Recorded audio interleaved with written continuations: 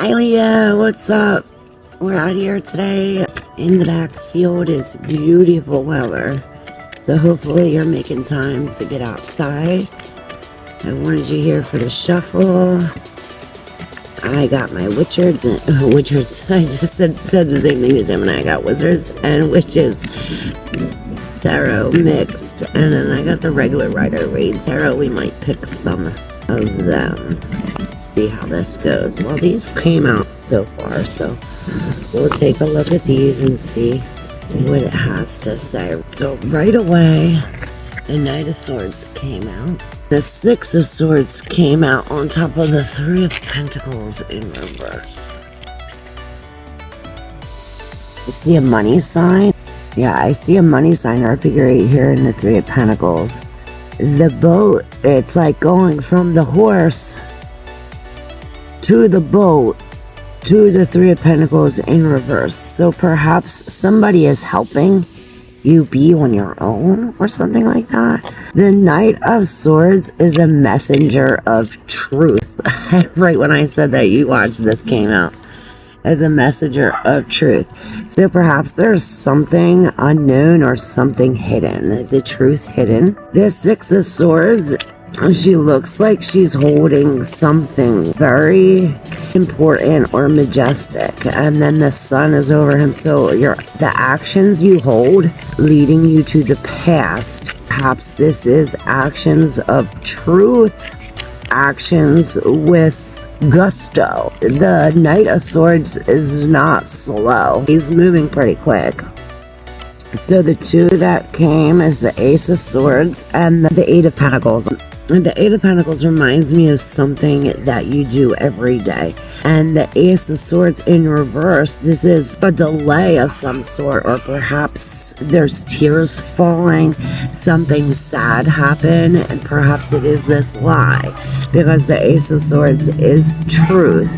There's some kind of lie or something hidden or some truth that is unknown in the past, and that's why we're sprinting, like we're galloping with gusto to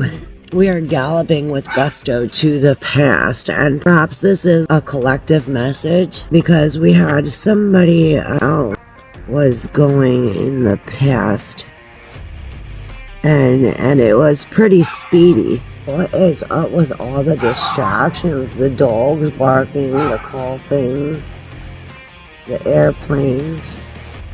Perhaps there's a lot of distractions around you.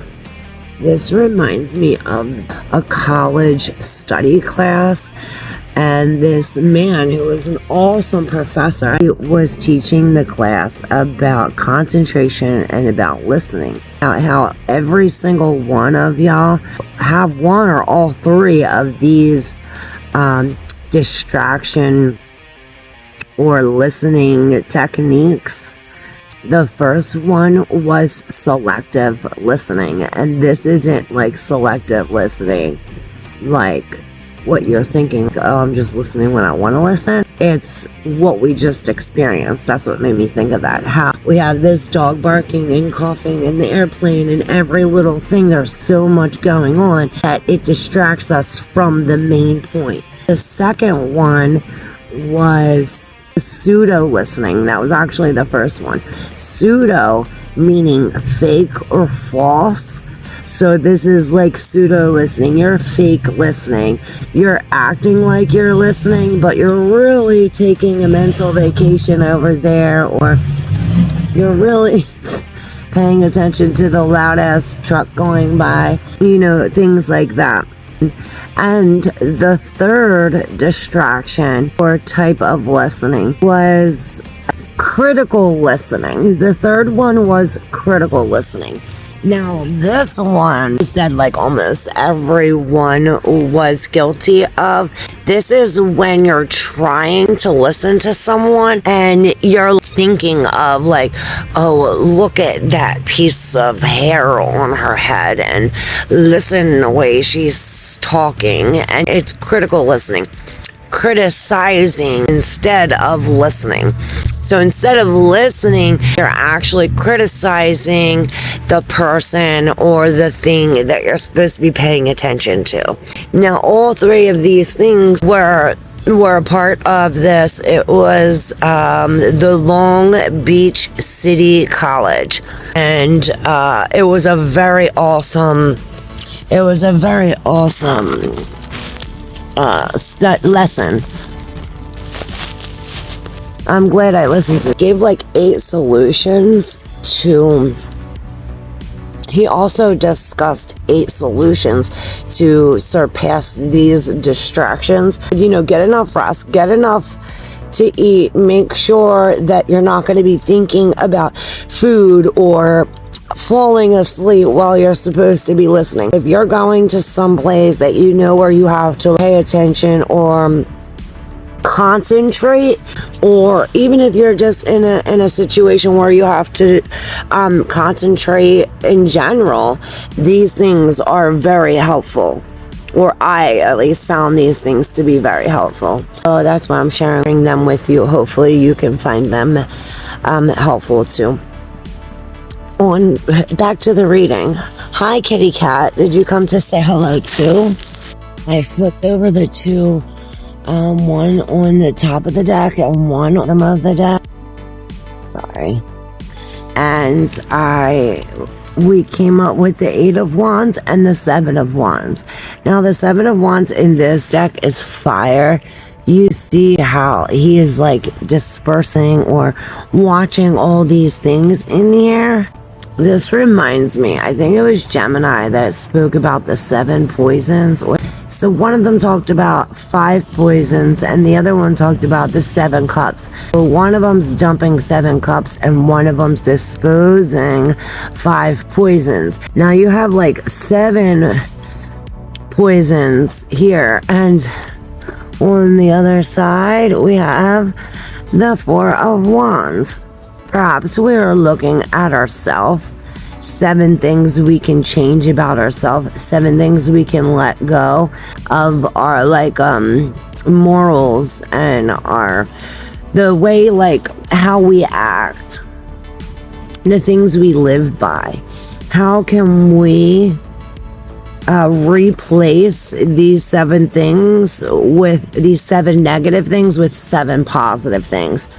And here we have Cupid's arrows, the 8 of Wands. Right underneath was the Queen of Cups. So we are very busy when it comes to our emotions. Queen of Cups is on her throne, emotionally stable. So we are keeping our emotional cool, and amongst all of this upheaval, all of these emotional things that are coming up, perhaps there are 7 things that are affecting you emotionally. Perhaps they're the things that we have to release. Now the 6 of Swords is giving up with grace. Be kind and loving to yourself during this time.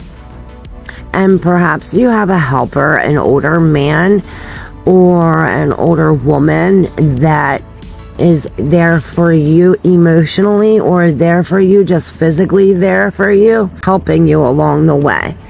But they are helping you do this alone, per se. They're not doing it with you. I don't know, it's kind of hard to explain. But this is going over your list and checking it twice, perhaps 3 times. I said going over your list 2 times, but I held up the number 3. So perhaps checking your list thrice. Checking your list 3 times, Leo. Yeah, she's really diligently going over these things. Perhaps we're writing all the lies, or counting the lies, or counting the times that we have been lied to. I don't know. Does that sound right? If you resonate And definitely subscribe if you have yet to do so already. I just want to share my appreciation with you guys for being here and for making this YouTube channel poppin', because if it wasn't for you, I wouldn't be here. So thank you. We're gonna end it with releasing these emotions. That's why we're bursting into the past, and we're doing so with gusto. Yeah, we're galloping with gusto into the past, and that's why we're using our intuition. Make sure we are using our intuition on this, detailed. Like this Eight of Pentacles is really focused on detail. And this is a detail that you might miss, because he has over and over and over. You did 20 of them already. So perhaps that's what you're going over. The 20 you have already previously done, you're going over and checking them again. You know what I'm saying? Something like that, Leo. Okay, let me know if you resonate with this, and don't forget to check your weekly reading, and I'll see you back here for your monthly. Thank you, Leo. Love you.